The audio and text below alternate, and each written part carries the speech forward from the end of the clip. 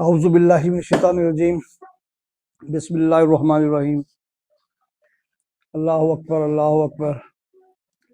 ला इलाहा इल्लल्लाह वल्लाहु अकबर वलिल्लाहिल हम्द अल्लाहुम्मा सल्लि अला मुहम्मदिन व अला आलि मुहम्मदिन कमा सल्लैता अला इब्राहीम व अला आलि इब्राहीम इन्नका हमीदुम मजीद अल्लाहुम्मा बारिक अला मुहम्मदिन व अला आलि मुहम्मदिन कमा बारकता अला इब्राहीम व अला आलि इब्राहीम इन्नका हमीदुम मजीद। मोहतरम डॉक्टर्स अस्सलाम वालेकुम और दूसरे देखने और सुनने वाले सबको सलाम पहुँचे। उम्मीद है कि पिछला महीना आपका बहुत अच्छा गुजरा होगा, बड़े अच्छे रोजे रखे होंगे, रमज़ान गुजरा होगा, इबादत की होगी और उन इबादत में आपने बहुत अच्छा महसूस किया होगा क्योंकि बरकतों का महीना था, अल्लाह ताला की रहमतें थी। लेकिन कुछ लोग इन बरकतों में भी तंग होते हैं, इन रहमतों में भी तंग होते हैं। वो कहते हैं रोज़े ना ही आए तो अच्छे। जो रोज़े नहीं रखते तो वो कहते हैं कि ना ही रमज़ान आए। कुछ ऐसे भी लोग होते हैं कि वो इंतज़ार कर रहे होते हैं कि रमज़ान आए और उसके बरकत से फ़ायदा उठाएं, रोज़े रखें, इबादत करें, कोई एक नई रूटीन शुरू हो जाता है, नया तरीका होता है। तो बहरहाल मुसलमान की ज़िंदगी में अगर रोज़े आते हैं तो ये उसकी खुशनसीबी है कि रोज़ों की बरकतों से उसको बहुत कुछ मिलता है। लेकिन आप ये देखिए कि मेंटली तौर पे हम 2 महीने पहले, 1.5 महीने पहले तैयारी कर लेते हैं कि रमज़ान आ रहा है। शब मेराज आता है तो हम टेंशन हो जाते हैं कि अब रमज़ान मुबारक आएगा। फिर शब रात आती है तो हम तैयार होते हैं कि अब 15 दिन रह गए, अब रमज़ान आएगा। तो यहाँ भी आपके माइंड का सारा है कि अगर आप मेंटली तौर पे तैयार हो जाते हैं, हाँ जी के रोज़े आ रहे हैं, इस डेट से रमज़ान है और हमने रोज़े रखने हैं, हमने इबादत करनी है, हमने ये टाइम निकालना है, तो टाइम निकल पाता है।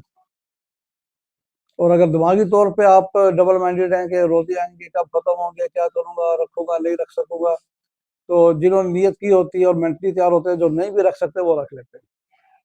और अगर मेंटली तैयार ना हो तो वो देखिए उनमें से कई आते हैं, जी बस जी ज़रा सी मुझे एक उल्टी है, मैंने रोज़ा तोड़ दिया, मुझे हल्का सा पेट दर्द हो गया, रोज़ा तोड़ दिया, मुझे जनाब सर में दर्द हो, मुझे रोज़ा तोड़ दिया। लेकिन कई ऐसे लोग भी मिलेंगे कि मैं जी सख्त बीमार था, मैं मरने लगा था, मुझे बेहोश होने लगा था, मैंने 1-2 घंटे रह गए, रोज़ा नहीं तोड़ा। तो दिमाग, माइंड, आपको पता है होम्योपैथी की पहली तरजीह माइंड है और सारे काम माइंड पे आए तो आगे चलते हैं, वरना काम पूरे ही नहीं होते।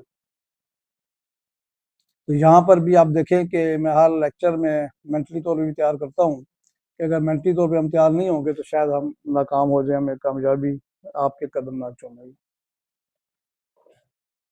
मैं ये कहता हूँ कि कामयाब हो जो पैद बने, अच्छे आप सब लोग बन सकते हैं। ये नहीं कि एक बना, 2 बना, 4 बना, नहीं, आप सब लोग बन सकते हैं।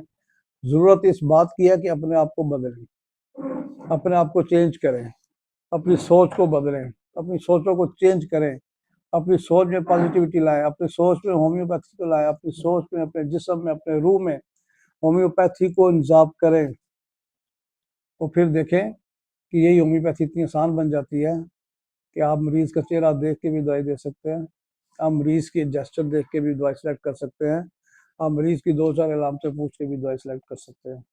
जब आपके अंदर होम्योपैथी होगी, आपके खून में होम्योपैथी दौड़ रही होगी, यानी कि आपके ख्यालात में कि मैंने होम्योपैथी ही करनी है, होम्योपैथी पढ़ना है, इस मरीज़ को आ गया, अब इस चीज़ को मैंने कैसे डील करना है, अल्लाह ताला इसको शफ़ा देगा, मैं इसके लिए मेहनत करता हूँ। जब ये सोचते हैं तो आपके अंदर एक अल्लाह ताला जो शफ़ा देने वाली चीज़ें आपके अंदर भी शरारत कर देता है थोड़ा। लेकिन फिर भी आप देखिए कई लोग क्या कहते हैं कि डॉक्टर साहब आपके हाथ में बड़ी शफ़ा है, ये जुमला भी गलत हो जाता है। शफ़ा ऐसी है कि अल्लाह ताला ने कोई हाथ में नहीं दी, अल्लाह ताला अपने पास रखता है, वो सिर्फ़ आपका रुझान देख रहा है, आपकी सोच को देख रहा है अल्लाह और उस हिसाब से मरीज़ ठीक होगा। वरना अगर डॉक्टर के हाथ में शफ़ा हो तो उसके घर वाला तो कभी बीमार नहीं, उसके बच्चे तो कभी बीमार ना हो। और सब डॉक्टरों के बच्चे और घर वाले ज़्यादा बीमार हो, सारे एलोपैथिक दवाइयाँ खा रहे हैं। घी तो होम्योपैथी के खा रहे हैं, एलोपैथिक की दवाई। और अगर ये डबल माइंडेड होगा तो कैसे चलेगा? फर्स्ट प्रायोरिटी होम्योपैथी को होनी चाहिए। आप होम्योपैथी में ट्रीट करें, आपके घर में कोई बीमार है, बच्चा कोई बीमार है, नहीं ठीक होता, कोई इमरजेंसी है, ठीक है, आप हेल्पिंग मेडिसिन दें, एलोपैथी कोई मना नहीं, ये मना भी नहीं है। जैसे कि आपकी समझ में नहीं आ रहा है, एक बच्चे को खांसी लगी, मैं क्या करूं, आपने शुरू में इपिकाक भी दे दी, ड्रासरा भी दे दिया, उसको पर्टुसन भी दे दी, उसको मेफाइटिस भी दे दी, उसको आपने र्यूमेक्स भी दे दी, उसको हेपरसल भी दे दी, नहीं ठीक हो रहा, दे दी ये सिरप क्यों, थोड़ा रिलैक्स करो, फिर होम्योपैथी पे आ जाए।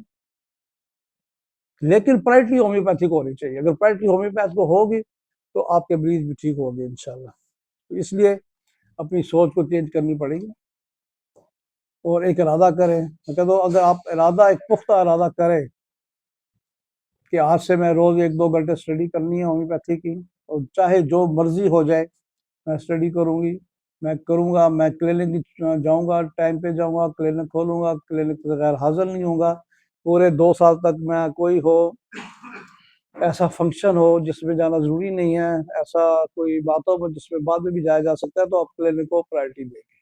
अगर आप क्लिनिक को प्रायोरिटी देंगे, यहाँ बहुत से जंग भी बैठे हैं, तो याद रखिए कि अगर आपने 2, 4, 5 साल क्लिनिक को प्रायोरिटी दी, अगले पूरे 50 साल फिर क्लिनिक आपको प्रायोरिटी देगा। मैंने ऐसे भी लोग देखे, आज क्लिनिक खोला कल बंद किया हुआ है, कजन की शादी होगी 3 छुट्टियां कर रहे हैं, रिश्तेदार की शादी होगी आप छुट्टियां कर रहे हैं। तो जब आपके जहन में होम्योपैथी नहीं होगी, मीज़ों का ख्याल नहीं होगा, तो फिर कैसे होगा। तो इसलिए मैं हर दफा हर मरतबा यही कहता होता हूँ कि अपनी सोच को चेंज करेंगे आप, अपनी सोच को बेहतर बनाएंगे, अपनी सोच को होम्योपैथिक बनाएंगे, तो आप ठीक रहेंगे और कामयाब रहेंगे। अगर ये कामयाब नहीं होगी आपकी सोच, तो आपको कामयाबी मुश्किल है। हमारे जितने आप देखें कि डॉक्टर हैं, मैं लूंगा जब से 200-250 साल से होम्योपैथी हमारे वजूद में आई है, वो डॉक्टर भी वहाँ बहुत सारे हैं, वो कामयाब हैं, उनके नाम है, वो आज भी जिंदा है, हमारे टेबल पे जिंदा है, अपनी बुक्स की सूरत में जिंदा है। उन्होंने मेहनत की, स्टडी की, एक नया लाइन दी, बुक्स दी, रिपोर्टरी लिखी, मेडिकल लिखे, कितने लिखे, तो सब हमारे टेबल पे मौजूद हैं। अगर वो इतनी मेहनत ना करते तो क्या आज हम स्टेज पे होते, बहुत मुश्किल काम नहीं हो सकते थे। इसलिए आप आज अपने आप को चेंज करें, अपनी सोच को पॉजिटिव करें, अपनी सोच को होम्योपैथिक सोच बनाएं, तो फिर आप देखें कि कामयाबी आपके कदम चूमेगी। इसके लिए डिसाइड करना पड़ेगा, आज से अहद करना पड़ेगा, आज से अपने आप से एग्रीमेंट करना पड़ेगा कि अगले साल तक, अगले आलिमन डे तक मैंने इतना पढ़ना है, इतना देखना है, इतना क्लिनिक जाना है, कोई नाराजगी नहीं होगी, कोई कुछ नहीं होगा। तो आप देखें कि जब आप माइंड में जाएंगे, ये एक लॉ ऑफ अट्रैक्शन बन जाता है, और लॉ ऑफ अट्रैक्शन है, फिर आपका लॉ ऑफ अट्रैक्शन के जवाब में जब आप लॉ ऑफ ग्रेटिट्यूड पे जाते हैं, तो आपको कामयाबी से कोई नहीं रोक सकेगा।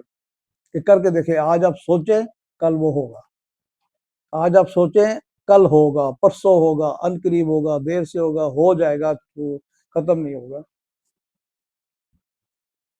लेकिन आपको सोचना पड़ेगा, और जो सोचेंगे वो मिलेगा। अगर आप आज ही सोचेंगे कि जी बस मुझे गाड़ी चाहिए एक अच्छी सी, तो गाड़ी आपको किसी और जराए से भी मिल जाएगी, होम्योपैथी जराए से शायद ना मिले। लेकिन आप होम्योपैथी का सोचेंगे कि आज जिस तरह मैं हूँ, आप जिस तरह आप क्लिनिक खोला हुआ है, कल को मैं डॉक्टर रियाज की तरह बनना चाहता हूँ, कल को मैं डॉक्टर अली की तरह बनना चाहता हूँ, कल को मैं डॉक्टर इशरत की तरह बनना चाहता हूँ, कल को मैं वो डॉक्टर है बहुत है गनी राजा उस तरह बनना चाहता हूँ, तो यकीन करें आप वैसा बन जाएंगे।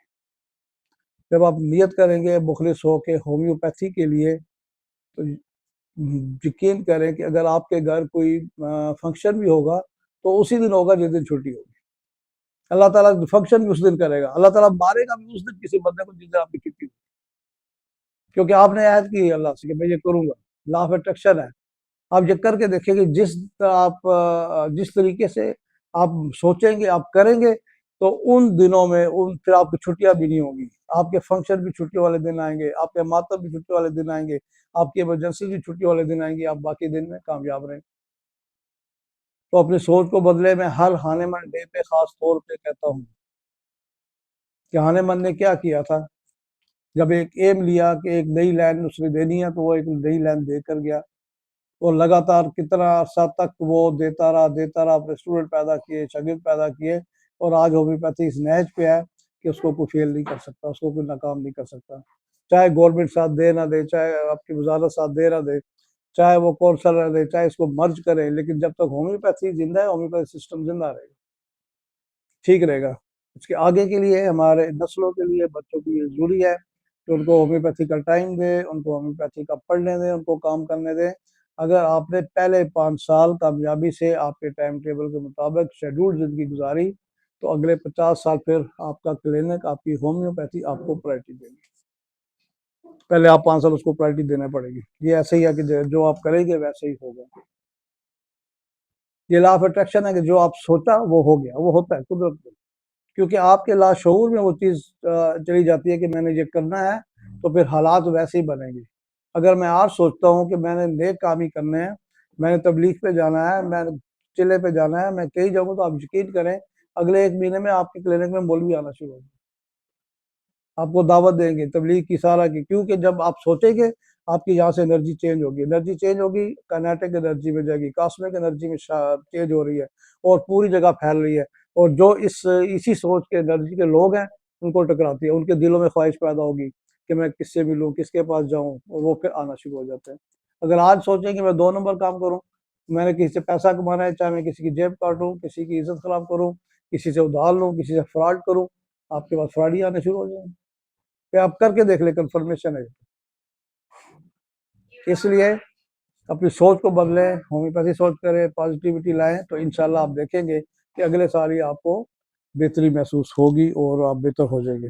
आज का हमारा प्रोग्राम हनीमन डे पे भी है, तो लेक्चर भी है, थोड़ा छोटा करना पड़ेगा, टाइम भी चार्ट है। आज 2 लेक्चर भी हैं, इसलिए थोड़ा सा आज इसको हम मिनिमाइज करेंगे। अब ये देखिए कि मैं हस्ब दस्तूर अल्लाह ताला की एक सिफत भी बयान करता हूँ कि अल्लाह के नामों में जितनी बरकत है, किसी अल्फाज में वो बरकत नहीं है। आज का जो अल्लाह ताला की सिफत है, अल जब्बार जल्ला जलालुहु, अल जब्बार जल्ला जलालुहु। अब जब्बार का मतलब देखा जाए तो उर्दू में बड़ा जालिम और जुल्म करने वाला है, जबर करने वाला है, लेकिन अरबी में इसको कहते हैं सबसे ज़बरदस्त। यानी कि हर काम में ज़बरदस्त, अगर वो नेकी भी करता है, अगर किसी से मोहब्बत भी करता है तो ज़बरदस्त करेगा, तो किसी से किसी को सजा भी देनी है तो ज़बरदस्त तरीके से देगा। और जब्बारो अल्लाह ताला ऐसी है इनकी शान इज़्ज़त कि इनके मैच का हो कोई नहीं सकता और ना है, और ये सबसे ज़बरदस्त है। पूरी दुनिया अल्लाह ताला के हाथ में है, पूरी दुनिया, पूरी कायनात, ये जितनी कायनातें हैं, ये जितने ज़माने हैं, जितने आलम हैं, सबका मालिक अल्लाह है। इतनी बड़ी हस्ती जो शुरू से है और आखिर तक रहेगी, वो अल्लाह है। और अल्लाह का एक नाम है अल जब्बार हो, यानी कि सख्ती के साथ भी प्यार करना।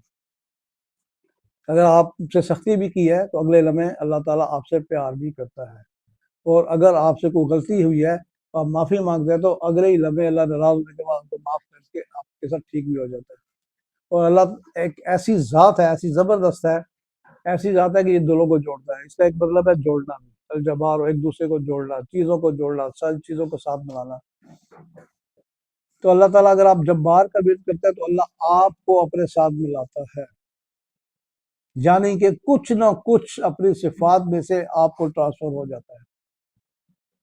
जैसे आप कुछ भी विर्द करते हैं, अगर जब्बार को करते हैं, तो आपको ये मिलेगा कि अल्लाह आपको अपने साथ मिलाएगा और फिर आप भी लोगों के माफ़ किया करेंगे और उनको मिलाने का, जोड़ने का काम करेंगे। इसका एक लफ्ज़ी मतलब है जोड़ने का भी। अब आप देखिए कि जोड़ने वाला सबसे ज़्यादा अल्लाह है, अल्लाह की ज़ात है कि हर चीज़ को जोड़ के रखा हुआ है, पूरी कायनात के एक सिस्टम को जोड़ के रखा हुआ है।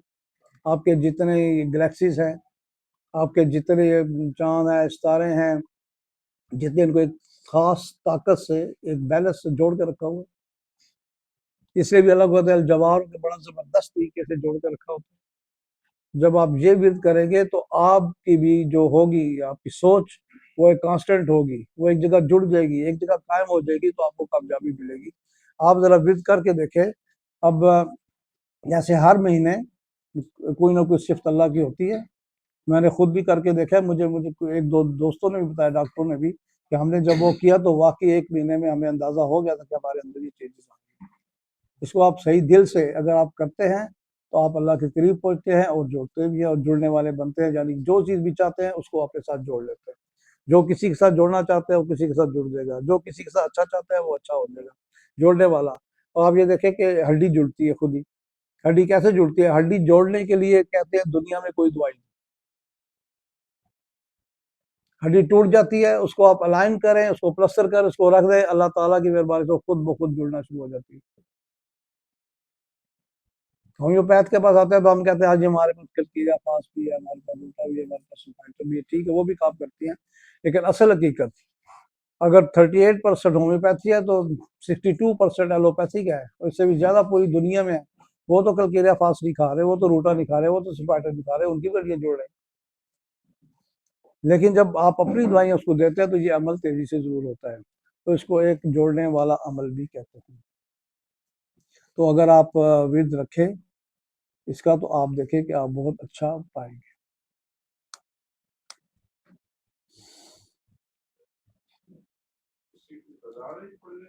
नहीं जी, तादाद नहीं। आप एक दफ़ा पढ़ें, लेकिन आंखें बंद करके अल्लाह के हजूर पेश होके अल्लाह को पहले अल्लाह की हैसियत में ला के, जो सबसे बड़ा अजमत वाला अजीम है, ये सोच के ये ला के फिर एक चाहे एक दफ़ा पढ़े दिन में, चाहे 2 दफ़ा पढ़े, चाहे 5 दफ़ा पढ़े। ये गिनती कहीं भी नहीं है, गिनती लोगों ने बनाई हुई है, और बात का इतनी गिनती कर देते हैं कि लोग कहते हैं पढ़ूँ कैसे, टाइम के पैसे कैसे पास करूँ।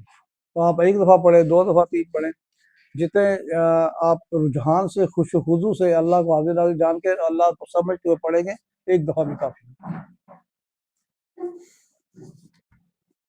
वैसे एक जिक्र का है कि अल्लाह का अगर जिक्र आप करना चाहते हैं कुछ भी, अदर देन नमाज, अदर देन रसीद, आप कुरान पढ़ते हैं, अदर देन आप नफल पढ़ते हैं, अल्लाह का जिक्र करना चाहते हैं, जैसे आप चाहते हैं जी मैं अल्लाह समद कहना चाहता हूँ, तो इसकी काउंटिंग नहीं है। कम से कम ऐसे है कि अगर आप करना चाहते हैं तो 15-20 मिनट के बाद या आधे घंटे बाद एक दफ़ा अल्लाह समद कहें, आंखें बंद करें, अल्लाह को देखें, अल्लाह को हाजिर नाज़िर है, फिर अल्लाह समद कहें, तो इसके असरात आप पे होंगे। अगर ध्यान मेरा किसी और तरफ है और मैं अल्लाह समद कर और साथ देख लो बार 10 मिनट बैठे, इनको कैसे मैं बताऊँ क्या करूँ, तो कोई फायदा नहीं होगा। चाहे एक दफ़ा पढ़े, 2 दफ़ा पढ़े, लेकिन पूरी तरह अल्लाह की तरफ मुतवज्जह हो गए, चाहे एक दफ़ा पढ़े, इंशाल्लाह फर्क पड़ेगा। और एक हम माइंड रूब्रिक भी लेते हैं, क्योंकि माइंड के बगैर आपको पता है कि होम्योपैथी ज़रा मुश्किल हो जाती है, और होम्योपैथी मुश्किल नहीं नामुमकिन भी हो जाती है। होम्योपैथी में ये ऐसा भी है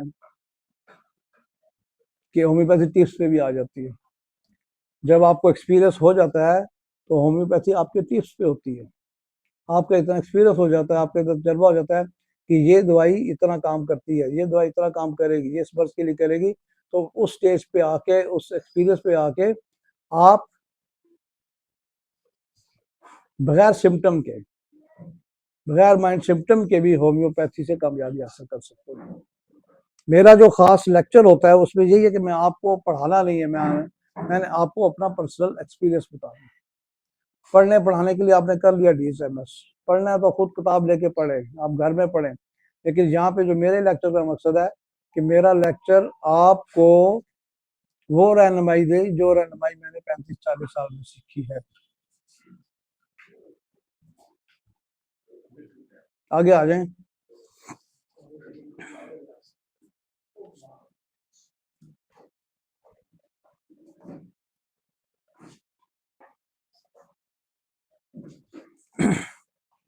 तो मेरे लेक्चर का ये मकसद होता है कि मैंने जो किया है 35-40 साल में, 45 साल में, वो आपको गोशे गुजार करूँ। और मेरी एक ये पक्की ख्वाहिश होती है कि इसमें जरा सा कोई मिलावट ना हो, कोई बनावट ना हो, कोई झूठ ना हो। जितने मरीज ठीक हुए हैं उतने ही बताना चाहिए, वरना होम्योपैथ डॉक्टर से बात करें तो क्या कहते हैं माजरत के साथ, और जी हर चीज़ का 100% इलाज मौजूद है।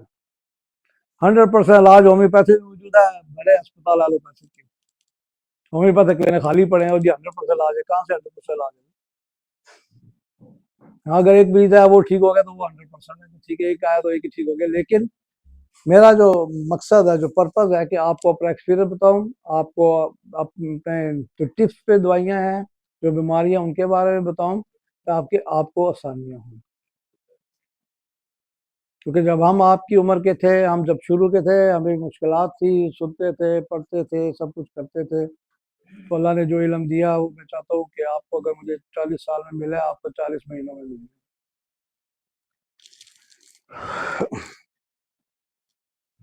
एक हमारी हर दफ़ा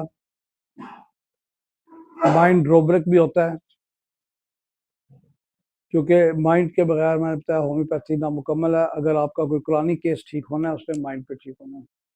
अगर आप देखें कोई तुक्के पे भी ठीक हो जाता है, जैसे आ गया आपके पास ब्लड प्रेशर का, आपने उसको रावुल्फिया भी दी, नहीं फर्क पड़ा, आपने क्रिटिकस दी, नहीं फर्क पड़ा, बेलाडोना दी, नहीं फर्क पड़ा, उसको ग्लोनाइन दी, नहीं फर्क पड़ा, नेट्रोम्योर दी तो उसको फर्क पड़ गया। हालांकि नेट्रोम्योर की आपने हिस्ट्री ली ली, नेट्रोम्योर की आपने सिम्टम नहीं ली, उसकी सिम्टम बनती होंगी। उसको वर्स बाय हीट होगा, वर्स बाय सनलाइट होगा, डिजायर फॉर साल्ट्स होगा, लेकिन तुक्के पे लग गए तो उसका ठीक हो गया। लेकिन असल में दवाई ने बेहतर काम किया है, हमने तुक्का मारा है। और जब आप इसको देख के दवाई देंगे तो आपके ब्लड प्रेशर भी ठीक होगा, तो आपका डायबिटीज भी ठीक होगा। आपका अगर दिल में ही नहीं होगा ठीक करने का, ब्लड प्रेशर का मिल जाएगा, आपने क्या था, ये तो ठीक होता ही नहीं, ये तो पूरी उम्र आप दवाई खाएंगे। कोई डायबिटीज हो गई है, बस जी ये तो पूरी उम्र खानी है। आपका पहला लफ्ज ये होता है। एक मरीज भी ये सोच रहा होता है, लो जब मुझे शुगर हो गई है, अब मैंने पूरी उम्र दवाई खाऊंगा, फिर 2 गोलियां हो जाएंगी, फिर कंट्रोल नहीं होगा, फिर फलां डॉक्टर के पास जाऊंगा, फिर वो तीसरी गोली लिखेगा, फिर चौथी गोली होगी, फिर कंट्रोल नहीं होगा, फिर मैं कोई और दवाई खाऊंगी, कोई करेले खाऊंगी, कोई सूप खाऊंगी, कोई और खाऊंगी, पक्की खाऊंगी, नहीं ठीक होगा, फिर मुझे इंसुलिन लगेगी, और फिर इंसुलिन के बाद हो सकता है मुझे कोई ऐसा जख्म हो जाए, मेरा कोई उज्व कट जाए, और फिर मेरा फारग हो जाए। ऐसा ही होता है उसके साथ फिर ऐसा ही होगा, क्योंकि उसने डाल लिया फर्स्ट टाइम, माइंड में बैठा लिया ये होगा तो वो नहीं होना। अगर उसने माइंड में बैठाया तो ठीक शुगर होगी तो क्या, कोई बात नहीं, देखा जाएगा, जब ज्यादा होगी तो दवाई खा लेंगे, वरना चल रहे हैं। और आपने कह दिया परहेज से ठीक होंगे, तो आप परहेज से ठीक हो जाएंगे। अगर टेंशन ना रखी, परेशानी ना की, डरे ना, और अगर आपने यही बैठा लिया जेल में शुगर की ऐसी तैसी, मैं बस परहेजी भी करूंगा और शुगर भी ठीक होगी, तो बस परहेज भी करेंगे, शुगर भी ठीक रहेगी। कई आप लोग ऐसे देखेंगे तो मीठा भी खा रहे हैं, शुगर भी कंट्रोल है, और कई जनाब शुगर को देखते ही नहीं है, कोई परेशानी ना हो जाए, कोई प्रॉब्लम ना हो जाए।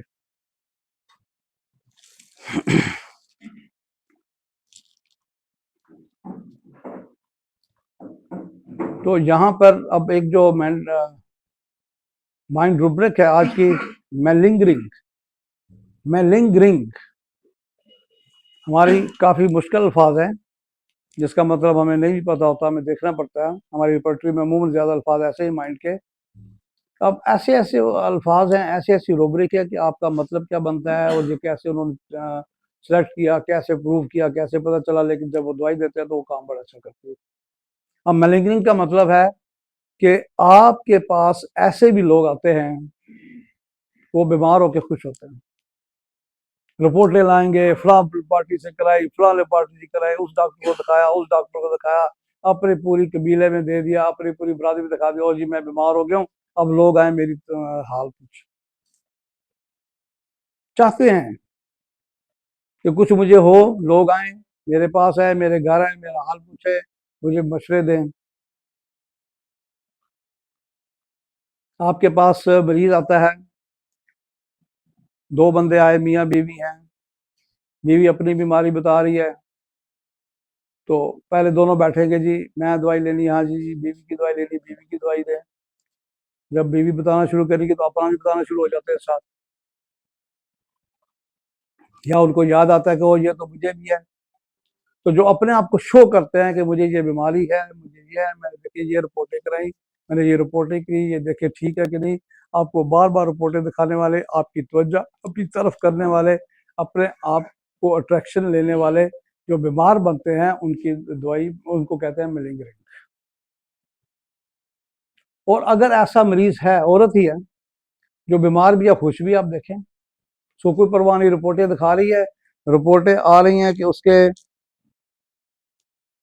किडनी है, जी एफ आर जो है वो 3 पे आया हुआ है, उसको परवाह ही नहीं है, वो चल रहा है, फिर रहा है, काम भी कर रहा है। और किसी का जी फी आर 20 पे है, 15 पे है, वो बेड पे पड़ा होता है।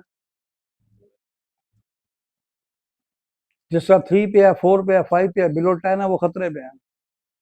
किसी वक्त अचानक भी कुछ हो सकता है, लेकिन उसे कोई खतरा नहीं, वो खुश है क्योंकि चल रहा है फिर रहा है। और लोग मुझसे लगातार पूछ रहे हैं, मेरा हाल पूछ रहे हैं, और मैं डॉक्टर टू डॉक्टर जाता हूँ, फिर जाके बताता हूँ मैं फलां डॉक्टर के पास भी गया, मैं फलां डॉक्टर के पास भी गया, मैं फलां डॉक्टर के पास गया, फलां लेबॉर्ट्री में गया, फलां ने ये कहा, फलां ने ये कहा। ऐसे शो ऑफ करने वालों को मैं लिंगरिंग कहता हूँ। और अगर वो आके बैठा हुआ है आपके पास कि जी मेरा ऑस्टियोआर्थराइटिस ठीक नहीं हुआ, मैं दवाई ले रहा हूँ, मेरा जो गैप है उसका नी बोन्स का, वो बिल्कुल रिड्यूस हो गया है, ऑस्टियोफाइट बने हुए हैं, आपने एक्सरे देखा, डॉक्टर ने कह दिया कि आपके नीज रिप्लेस होंगे, आपने बड़ी अच्छी दवाइयाँ दी, सोच सोच के दे रहे हैं, समझ के दे रहे हैं, लेकिन वो ठीक नहीं हो रहा, तो फिर क्या बनेगा? उसकी माइंड पे आएंगे। अगर माइंड का उसका मेलिग्निंग वाला है, तो मेलिग्निंग में दो दवाइयाँ हैं सिर्फ, एक पल्साटिला है और एक पैरेंटोला स्पानी है। आप इनकी एक हाइपरटेंसी दें और आप देखेंगे कि वही ऑस्टियोआर्थराइटिस वाला, वही अस्थमैटिक प्रॉब्लम वाला, वही कोई ऑटो इम्यून वाला बंदा आपकी इन दवाइयों से ठीक होना शुरू हो गया, और पिछली दवाइयाँ भी काम कर रही हैं। तो ये आपको देना है। हर लेक्चर पे मेरा एक रूब्रिक होता है, तो उस रूब्रिक पे आप जाएंगे तो आपको ज़्यादा कामयाबी मिलेगी। आज मैं डिटेल में इसलिए जा रहा कि इसको ज़रा फौरी तौर पे हमने 7 बजे तक क्लोज करना है। कुछ आपको सर्टिफिकेट भी देने हैं, कुछ डॉक्टर अली साहब भी आएंगे, उनका भी आज लेक्चर है 7:30 बजे। टाइम इकट्ठा हो गया है, टाइम बड़ा शार्ट हो गया, कि मेरी ये ख्वाहिश होती है कि मैं आपको अपना एक्सपीरियंस बताऊं, बल्कि आपको पढ़ाऊं ना, आपको मैं BHMS ना कराऊं, आपको MD ना कराऊं, PhD ना कराऊं, अपना एक्सपीरियंस बता दूं। आज की दवाई जो हमारी चल रही है सीरीज में अल्फ़ाबेटिकली, आज की दवाई है पैसिफ्लोरा। अब पैसिफ्लोरा ज़हन में आते साथ ही आप क्या होता है,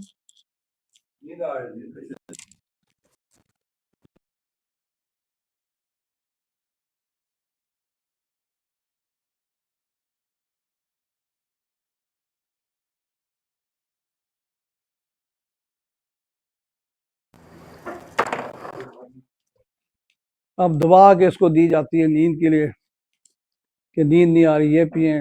मरीज आगे कहेगा मुझे नींद तो फिर भी नहीं आई। आखिर ऐसा क्यों होता है? पैसिफ्लोरा की तारीफ बहुत लिखी हुई है कि हर किस्म की साइकोजेनिक न्यूरो प्रॉब्लम हो, न्यूरोसिस हो, किसी भी वजह से आपकी नींद डिस्टर्ब है, ये दे तो ठीक होगा। अब देखें कि इसके लिए उन इंसोमिया के लिए आप देते हैं, और इंसोमिया में क्या होता है कि नींद ना आना। ठीक है, इसके काजेज में नींद ना आना सबसे बड़ा इंसोमिया।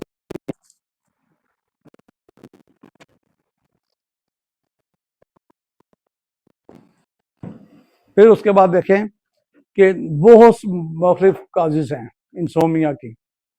स्ट्रेस एक अब इसका काजिज है,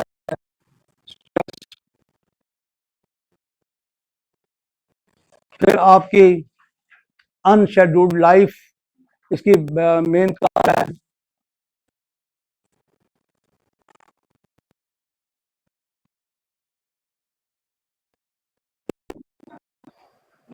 फिर आपका बेडरूम,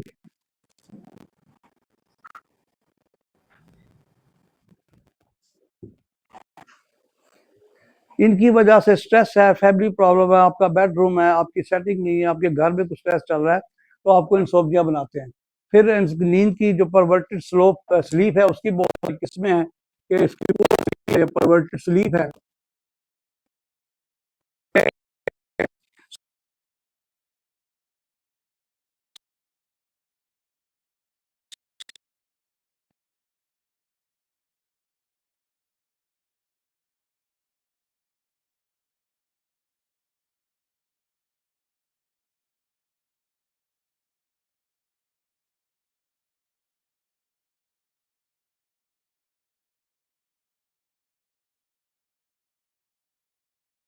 यहाँ पे इस्तेमाल होती हैं, और ये इसकी काज बनती है। और अगर इन काज को आप देख के जब ट्रीट करेंगे, तो आपका इंसोम्निया ठीक हो जाएगा। इंसोम्निया है, आपका स्ट्रेस है, अनशेड्यूल्ड लाइफ है, आपका स्लीप एप्निया है, आपका नार्कोलेप्सी है, आपका कैटनैप है, ये सब चीज़ें ठीक हो सकती हैं। और इसके लिए जो आम दवाएं इस्तेमाल होती हैं वो भी मैं लिख देता हूँ। तो आपके इल्मों को इन्हीं दवाइयों से ये सारा कवर हो जाएगा। एक तो पैसी फ्लोरा है, तो क्या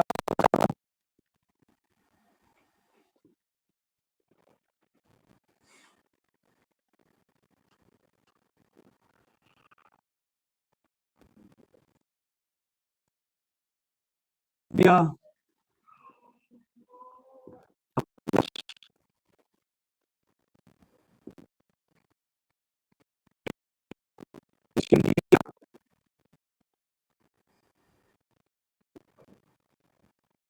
पास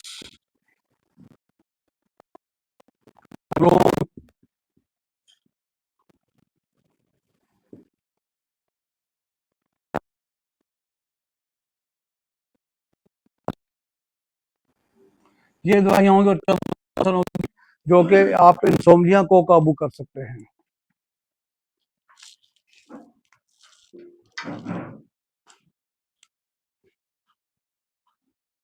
अब अगर मैं आपको बताऊं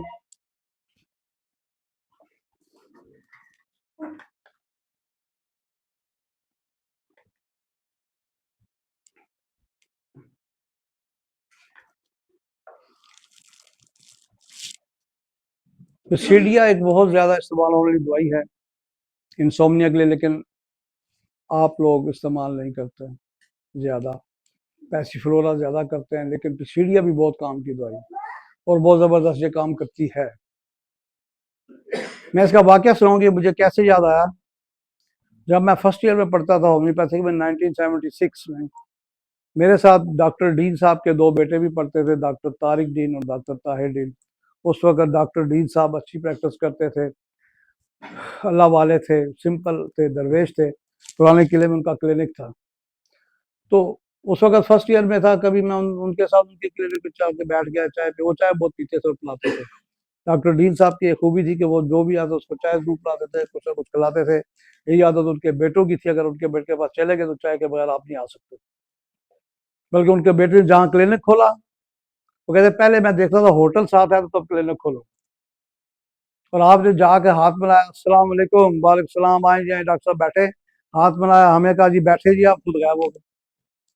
2 मिनट बाद कहाँ गए थे, मैं तो चाय का कहने गया। उनको चाय का इतना सा कि इतना चाय पिलानी है, ये उनकी अच्छी आदत थी।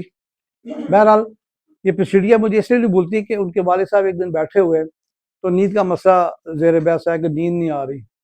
तो वो किसी को कह रहे थे कि आप पिसीडिया क्यों नहीं देते, अगर आपके क्लिनिक में पिसीडिया नहीं है तो क्लिनिक बंद कर दो। वो कहते एक दफ़ा ये हुआ कि ईद के दिन थे और हमारे घर दो बकरे आए, ये डॉक्टर डीन साहब कह रहे हैं, और वो रात को बैं बैं लगाई होती थी। वो बकरे भी एक किसी था राजनपुर का था, एक फतेह जंग का था, उनकी भी आपस में नहीं बनती थी। रात को दोनों लड़ रहे हैं और बै बै बै कर रहे हैं, कहते बड़ा परेशान। मैंने उनको पैसी फ्लोरा 60 कतरों की डोज सुना के देते हैं। मैंने 60 कतरे पिलाए, नहीं ठीक हुआ। मैंने 120 पिलाए, नहीं ठीक हुआ। मैंने 100 200 कतरे पिलाए, नहीं ठीक हुए। कहते बड़ा तंग, कहते मुझे किसी ने बताया था कि पिसीडिया बहुत अच्छा काम करती है। तो मैंने देखा मेरे पास पिसीडिया इतनी सी पड़ी थी, हाफ पाउंड। वो कह रहे मैंने जाके बकरों का जो पानी पड़ा उसमें सारी बोतल डाल दी। अभी आधा घंटा हुआ था कि बकरों का बोतल बंद हो गई और उनकी बैं बैं खत्म। और उनको जब होश आई तो वो उनके कुर्बानी का वक्त था, उस वक्त जागे। जी नहीं थके तो रोज थके ना, अगर थके तो फिर भी स्कूल मिल गया ना। बहरहाल जितनी आपकी ये दवाई है, ठीक है, जिसको ट्रंकलाइजर कहते हैं, ठीक है, वो आपको थकावट भी दूर करते हैं। तो बहरहाल उसके बाद से मैं नहीं भूला और मैं पसीडिया इस्तेमाल कराता हूँ काफ़ी ज़्यादा, और इसका रिजल्ट भी अच्छा होता है। लेकिन अगर कहीं रह जाए, ये भी जरूरी नहीं है कि हमारी हर दवाई 100% काम करेगी, 10 में से 10 काम कर नहीं करेगी। आप पैसी फ्लोरिया अल्टरनेट कर दें। पैसी फ्लोरिया पैसी फ्लोरा के दे 60 कतरे, इसकी डोज ही 60 है, मैं आपको बताऊं। हम लोग उनको 60 देते नहीं, 10 दे रहे हैं, 20 दे रहे हैं, 40 की डोज ही 60 है।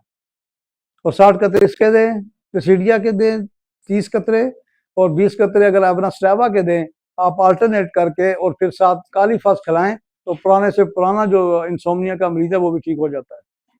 हफ्ता 10 दिन में उसके ऐसे अच्छे रिजल्ट मिलेंगे आपको कि वो कहेगा हाँ जी मैं मेरी दवाइयाँ छूट गई हैं, दवाइयाँ रोज खा रहे हैं, कितने भी जाएंगे, मैं लग्जाटनल रोज खा रहा हूँ, मैं फलां रोज खा रहा हूँ, मैं फलां खा रहा हूँ।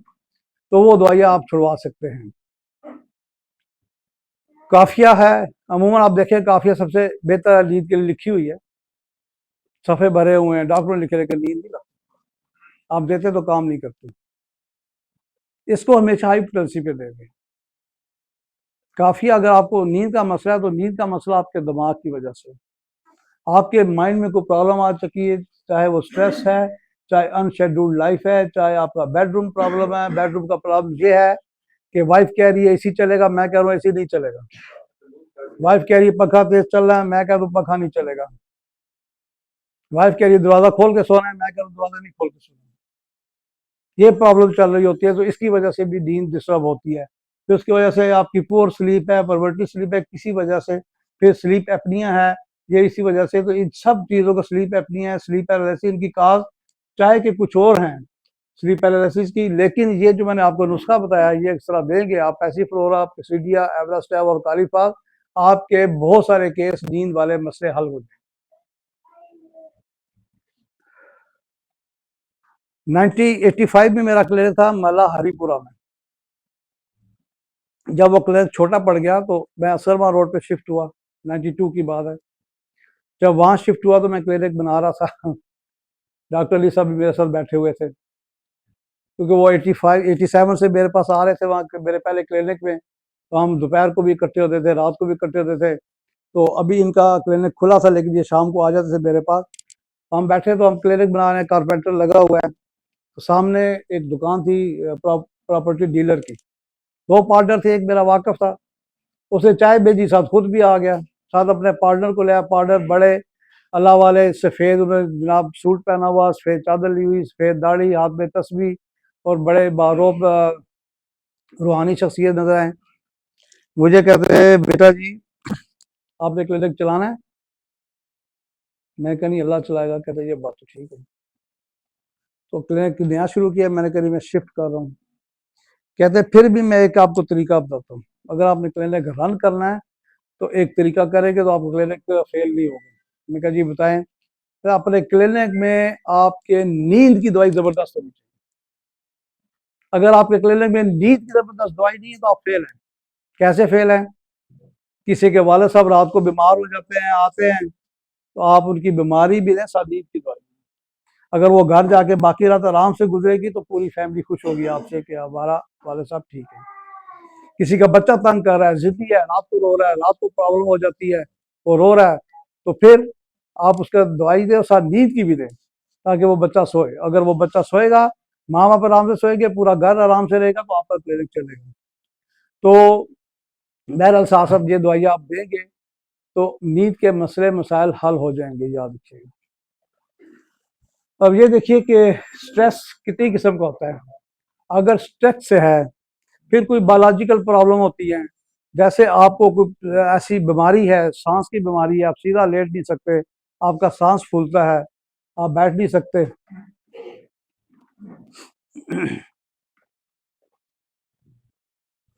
तो आपके ऑफिस में अपने बात से नहीं बनती, आप ऑफिस में खुश नहीं है, आप किराए पे दुकान है, आप मालिक मकान से खुश नहीं है, वो आप चौथे दिन आगे कहता है किराया ज्यादा करो, ये करो, उसकी वजह से स्ट्रेस आ रहा है।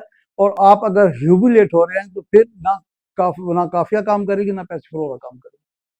फिर यहाँ पे अगर किसी वजह से आप हद तक महसूस कर रहे हैं, आपने अपनी महसूस किया, आप ह्यूमिलेट हो रहे हैं, तो फिर आपको स्टाफिस एग्री है, किसी एम डोज भी इंसोमिया दूर कर दे। अगर उसकी वजह से कोई प्रॉब्लम शुरू हो चुकी है कि सर में दर्द होता है, आपके पेट में दर्द होता है, आपको लूज मोशन शुरू हो जाता है, तो फिर कालो से काम करिए। अनशेड्यूल्ड लाइफ है कि आपकी लाइफ ही डिस्टर्ब है, किसी दिन आप 2 बजे सो रहे हैं, किसी दिन 12 बजे सो रहे हैं, किसी दिन 10 बजे सो रहे हैं, किसी दिन सुबह की नमाज पढ़ के सो रहे हैं। तो आप शेड्यूल पहले अपनी लाइफ को करें, एक टाइम फिक्स करें कि मैंने इस टाइम सोना है। और अगर आप टाइम पे सोएंगे तो एक है पाइनियल ग्लैंड।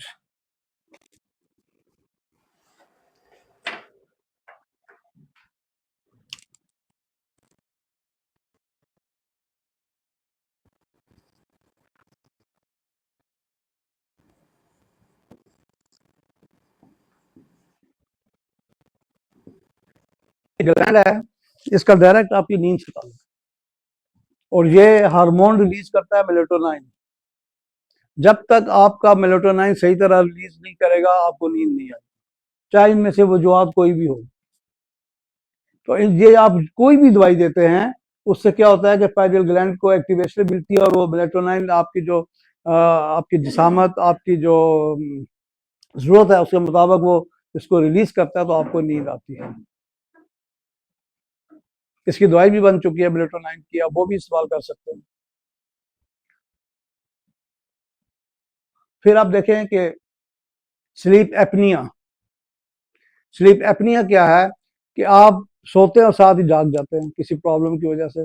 आपको नींद की प्रॉब्लम नहीं है, आपको स्लीप ठीक है लेकिन एपनिया, आपको सांस की तकलीफ है, आप लेटते हैं आपका सांस रुकता है, आप उठ के बैठ जाते हैं। आपको नाक बंद है, आपका नाक बंद होता है, आप उठ जाते हैं, उसको स्लीप एपनिया कहते हैं। आपको दमा है, आपको सांस की तकलीफ है, आप सोते हैं, सो नहीं सकते, ऑक्सीजन कम होती है, आप उठ के बैठ जाते हैं। आपको हार्ट प्रॉब्लम है, तो आप लेटते हैं तो राइट साइड पे या लेफ्ट साइड पे हार्ट की वजह से एग्जाइटी होती है, बेचैनी होती है और आप उठ के बैठ जाते हैं। आपके हार्मोनल इम्बैलेंस है, फीमेल में मेंसेस इम्बैलेंस है, नॉर्मल नहीं है, तो वो किसी वजह से सोते हैं, उनको गर्मी लगती है, हिदर लगती है, रजाई उतार के पीछे फेंकी, चादर उतार के पीछे फेंकी, पंखा तेज किया, दरवाजा खोला, तो ये ऐसी सूरत में स्लीप एपनिया के लिए जो फिर दवाई बनती है आप वही देंगे। लेकिन मैं जो आपको नुस्खा बताया पहला, पैसीफ्लोरा 60 कतरे, 40 कतरे पिसीडिया, 30 कतरे एवनास्टेवा, या अल्टरनेट करके दे, सुबह दोपहर शाम, साथ काली फास दे, तो आपके मैक्सिमम केसेस नींद के ठीक हो जाए। फिर आप देखें कि स्लीप पैरालिसिस। स्लीप पैरालिसिस किसे कहते हैं? उसे कहते हैं जिसको कहते हैं ये की कच्ची नींद है।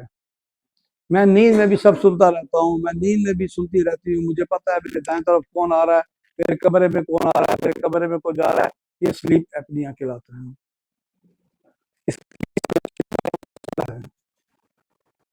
सबसे बेहतर स्लीप एपनिया की सारी स्लीप पैरालिसिस की कच्ची नींद वाली एसिड फास है, कार्सिनोसिन है, जिनकी होती है, जिनकी अनरिफ्रेश स्लीप है, कि वो सो के उठ के कहते हैं जी नींद से हम फ्रेश ही नहीं हुए, हम थके हुए हैं, हमें लगता ही नहीं कि हम 4 घंटे सोए, 6 घंटे सोए, 8 घंटे सोए, अब लगा सोई नहीं आई।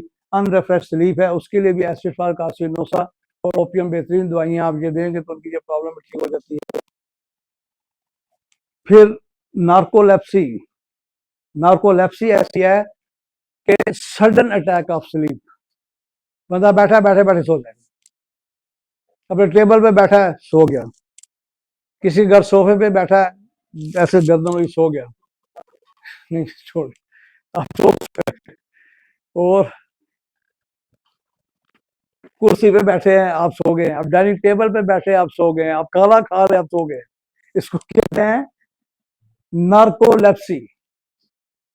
इसकी दवाई आपकी नक्स मास्कट है, इसकी दवाई इसकी दवाई ओपियम है, इसकी दवाई एसिड फास, और ये दवाई दे ये प्रॉब्लम ठीक हो जाती है। Cat nap sleep. अब कईयों की कच्ची स्लीप होती है, इसको कैट नैप कहते हैं। कैट का मतलब बिल्ली और नैप का मतलब ऊँगना। जैसे बिल्ली बैठी बैठी देखे आप जरा से बैठे होगी ऊँग ली होगी, तो ऐसा मरीज भी जरा सा बैठता ऊँगना शुरू हो जाता है, ऊँगेगा और फिर फ्रेश हो जाएगा, फिर 10 मिनट बैठेगा, फिर ऊँग लेगा, फिर सो जाएगा, उसको कैट नैप स्लीप कहते हैं। तो इन सब का जो दवाइयाँ मैंने आपको एक कॉम्बिनेशन बता दिया कि उसको सिंगल बाय सिंगल दें, और फिर अगर आप देखेंगे डेफिनेट इंडिका सबसे बेहतरीन दवाई काम करती है। ये जो वो लोग ओपियम, डेफिनेट इंडिका, एवनास्टेवा, ओपियम, एसिड फास, जो लोग एडिक्शन में मुब्तला रह चुके हैं, किसी भी नशे में, नशा नशा है, एडिक्शन एडिक्शन है, किसी भी, चर्स है, हीरोइन है, आइस है, पाउडर है, सिगरेट है, शराब है, वाइन है, किसी भी कसम में, किसी को पेप्सी का नशा हो जाता है, वो भी नशा है। पेप्सी के बगैर उनकी सुबह नहीं होती और रात नहीं गुजरती, पेप्सी पेप्सी पी जाते हैं, तो भी एक नशा है। उस नशे के लिए भी डेफिनेट इंडिका है। किसी को नशा है किताबें पढ़ने का, बुक रीडिंग का, वो बुक रीडिंग के बगैर सो ही नहीं सकता जब तक बुक नहीं पढ़ ले, 2 समय नहीं पढ़े, 4 समय नहीं पढ़े, तो उसको फिर आप दवाई डेफिनेट इंडिका देंगे तो वो काम करेगी, और ये अच्छा काम करती है, बहुत अच्छा। काफिया के बारे में मैंने आपको पहले बताया कि काफिया हम दे दे के थक जाते हैं, लेकिन काफिया काम नहीं करती। मैंने इसको 30 में इस्तेमाल कराई, 200 में कराई, 1 में कराई, नहीं करती थी, फिर मैंने इसको CM में कराना शुरू कर दिया। मेरे पास एक ऐसा केस आया, मैं बहुत पुरानी बात बता रहा हूँ, कम से कम 20-25 साल पुरानी। मैं उसको दवाइयाँ दे रहा हूँ, काफिया दे रहा हूँ, उसको पसीडिया दे रहा हूँ, उसको पैसिफ्लोरा दे रहा हूँ, उसको फर्क ही नहीं पड़ रहा। बाद का डॉक्टर कहता है यार ये मरीज मेरी जान क्यों नहीं छोड़ती, ठीक ही हो रहा, मैं भी तो, लेकिन हम फिर किताब खोल के बैठ जाते हैं, आज अगर वो आ रहा है तो हम भी आ रहे हैं, हम भी नाकाम नहीं होंगे। मैंने उसको काफिया CM दी, पूरे 15 दिन के रात को खाओ, वो 15 दिन के बाद आया, कहता जी मैं ठीक हो रहा हूँ। फिर उसको 15 दिन और दी, लगातार 1 महीना। उसके बाद उसने कहा जी मेरी दवाई छुट गई है नींद की और मैं बिल्कुल ठीक हूँ और मैं फ्रेश हो चुका हूँ और मैं 100% ठीक हूँ। उसके बाद मैंने बहुत से मरीजों को जब दी तो काफिया CM ही दी, और CM 1 से 200 से बेहतर रिजल्ट करती है। और काफिया आप देखें, खुशी से कईयों की नींद खत्म हुई, किसी का प्राइस बॉन्ड निकल आया, उसको नहीं उम्मीद थी मेरा 25 लाख का, 30 लाख का, 5 लाख, उम्मीद ही नहीं थी। 1500 का बॉन्ड रखा है, उसको सोच भी नहीं थी कि मेरा निकलेगा पहला इनाम। जब उसको पहला इनाम निकला, बड़ा खुश हुआ। उस दिन से उसकी नींद चली गई, पाइनियल ग्लैंड ने गलत असर किया, उसकी नींद चली गई, वो नहीं ठीक हो रहा था। तो वहां पे काफिया काम करती है। किसी ने चाय बहुत पी है, काफी बहुत पी है, उसकी वजह से उसके साइड इफेक्ट में नींद का उड़ जाना है, उसका जो पहला असर है नींद का आना, तो जो सेकेंडरी एक्शन होता है कि नींद का गायब हो जाना।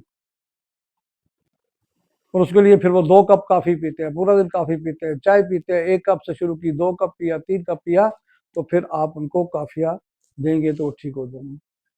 वैसे जो लोगों को चाय का नशा होता है,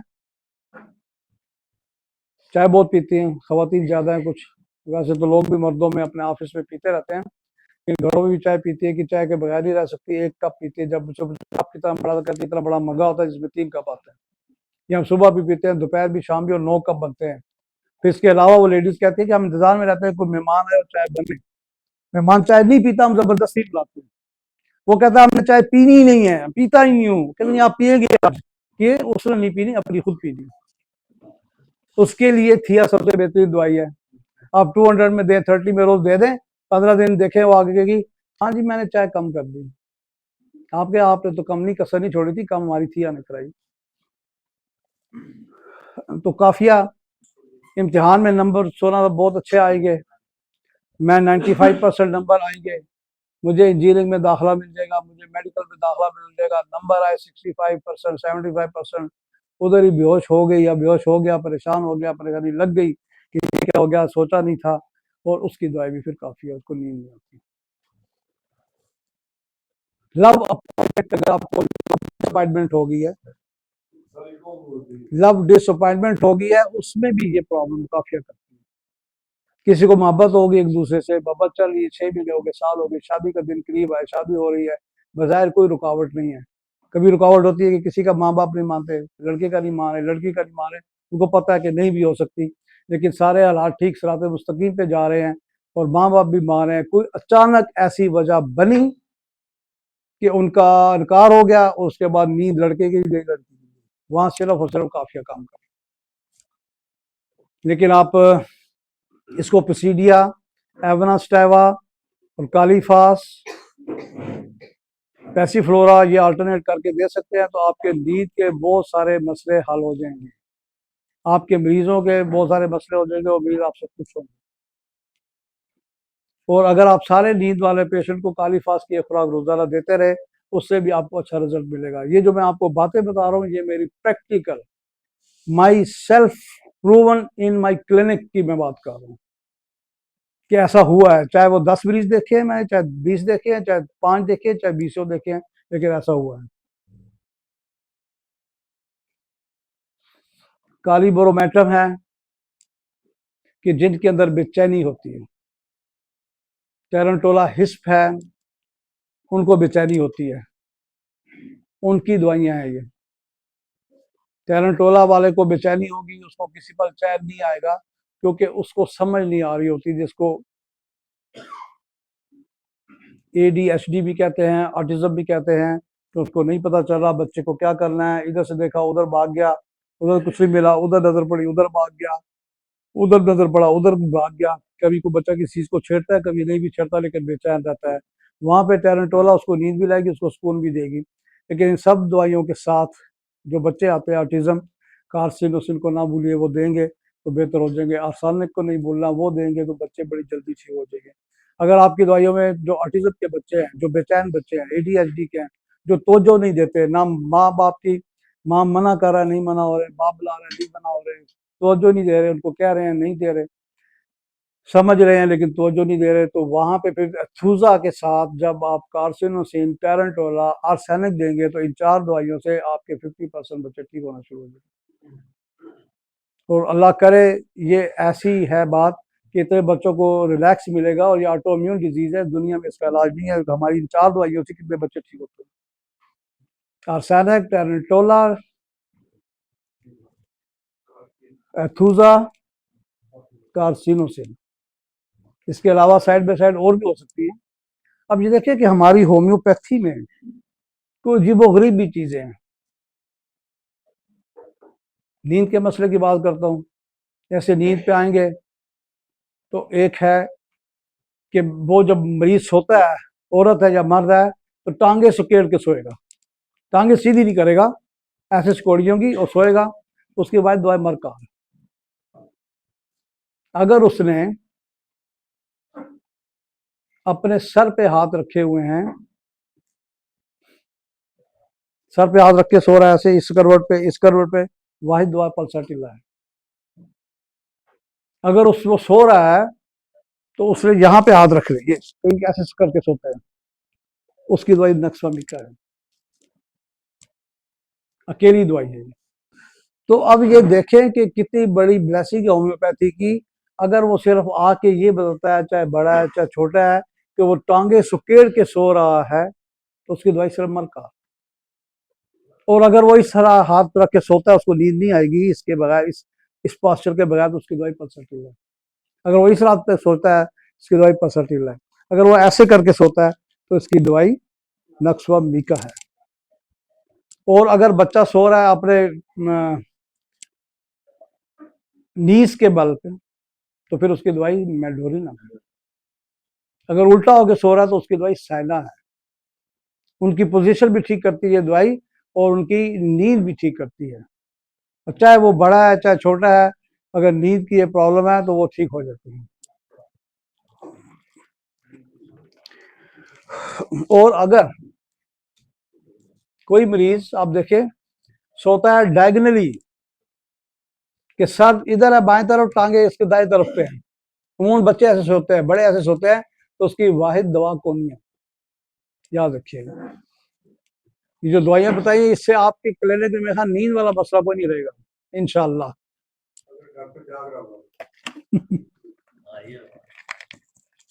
बात आपकी ठीक है। वो है ना जी, मैंने लिखा है ना, अनशेड्यूल्ड लाइफ चेंज करें वो, ठीक है, स्क्रीन टाइम उनका चेंज करें। कुछ लोगों के पाँव इतने जलते हैं, उसकी वजह से नींद नहीं आ रही। उठते हैं, पाँव पे ठंडा कपड़ा लगाते हैं, ठंडे पानी से धोते हैं, कंबल से बाहर रखते हैं, रजाई से बाहर रखते हैं, तो उनकी दवाई सल्फर सबसे पहली है। उनकी दवाई मेडोरिनम दूसरे नंबर पे है, तीसरी दवाई सैनिकुलिया है। ये आप देंगे, इन 3 दवाइयों से उनकी ये प्रॉब्लम ठीक होगी, और चौथी लैक्सिस है। इन दवाइयों से इसकी प्रॉब्लम भी ठीक होगी, पाँव भी अंदर रखेगा, नींद भी ठीक होगी, उसका मेटाबॉलिक सिस्टम भी ठीक हो जाएगा, याद रखिए। और अगर चिड़चिड़ापन, गुस्सा है, तो फिर कैमोमिला भी। कुछ बच्चे बड़े ऐसे होते हैं कि उनकी आधी आंखें खुली होती है और हाफ आई ओपन स्लीप हो रही होती है, कमजोरी में है उनको। उनकी पहली दवाई लाइको है, दूसरी दवाई ब्रेयोनी है, तीसरी दवाई क्रेजोट है।